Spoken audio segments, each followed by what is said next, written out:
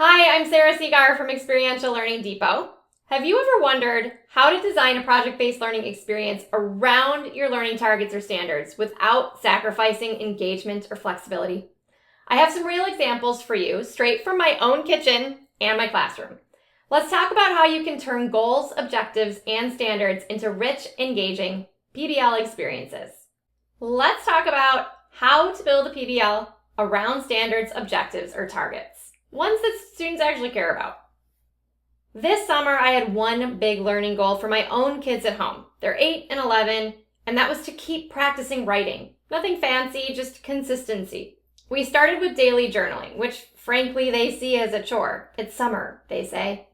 But one night at dinner, I was super frustrated by how picky my kids are with food. Painfully picky, to the point where I'm exhausted with meal planning that fits everyone's taste and needs. I'd kind of had it. I just wanted them to expand their palates a little bit. I wondered, what if I combined these goals, writing and trying new foods, into something more meaningful?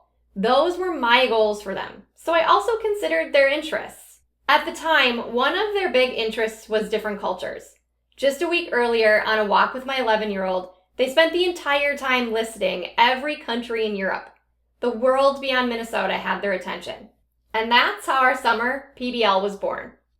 Together, we designed a project-based learning experience where the kids explored multicultural food around our city. My kids researched different restaurants in the city that they wanted to visit. We tried new dishes, mapped our visits on Google Maps, researched the history and culture behind the food, and wrote about that history along with restaurant reviews along the way. The elements of PBL are there, as are the targets and goals, as are the kids' interests. The project hit so many targets. Yes, it hit my writing goals. It also ties in geography, reading, research, critical thinking, cultural awareness and history, and most importantly, student voice and choice. This gives it purpose and meaning. It was fun, but it wasn't just fun. This was rich, rigorous learning driven by real goals and child interests. Now, I get it. Not every educator has the time or budget to take their students out to explore restaurants. These were our learning goals, my kids' interests, what we have available to us under our conditions and parameters. But PBL is super flexible. Think of ways you could adapt this experience to work for you and your students. Like, invite local chefs into the classroom to talk about their food and let students sample. With a strong allergy protocol, of course, no shortcuts there. Have each student research one global food, its origins, ingredients, cultural meaning, and then to write about it. They could create a class cookbook with student-written recipes, stories, and interviews with food writers or community members. Then sell that cookbook to fundraise for future projects or local causes. Think about ways to be resourceful. Exploring global foods might sound like a luxury, but your community can be an incredible resource. Look for free food and cultural events. Invite students' families to share and cook traditional recipes with the class. Turn it into a life skills lesson by doing the same project on a budget. There are plenty of creative ways to make this work. Same goals, same learning targets, totally different setup. That's the beauty of project-based learning. You start with your objectives and you build outward. Let's go over one more example.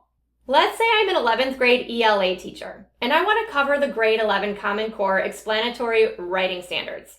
I also want my students to have input and stake in the game.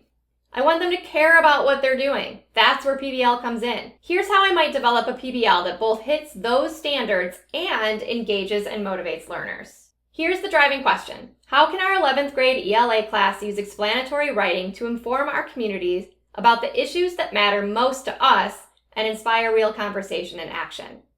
I'd begin by having students browse credible news sources to find a current event article that personally resonates with them. They would summarize it, write discussion questions, and lead a small group discussion.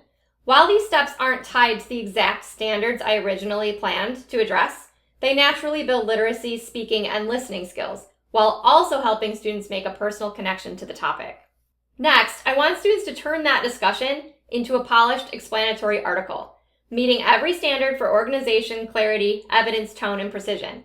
And then together, we'll compile all the articles into a youth-driven digital magazine on community issues that are important to them. Finally, we'll publish and share the magazine with local decision makers, community groups, and the public. Unlike professional publications, this youth voice publication, brings authentic local student perspectives. something readers can't get anywhere else. That's the problem that's being solved.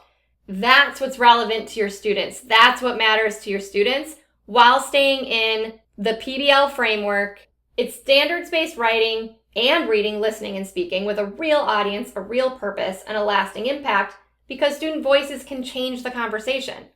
PBL doesn't ignore your targets. It starts with them. Whether you're focused on writing, science, reading, art, history, skills like collaboration or problem solving, or anything else, you can design a PBL that brings those goals to life. And when students are involved in the process, they engage more deeply, retain more, and enjoy what they're doing. If you want help getting started, check out the link in the description for a free video series on my day in the life of a project-based educator. You can see how I structure PBLs into the learning day, what my learning space looks like, examples of real student-led PBLs done by my own high school students, and more. So until next time, start with what matters. Build something real around it. That's project-based learning, and it works. See you in the next video.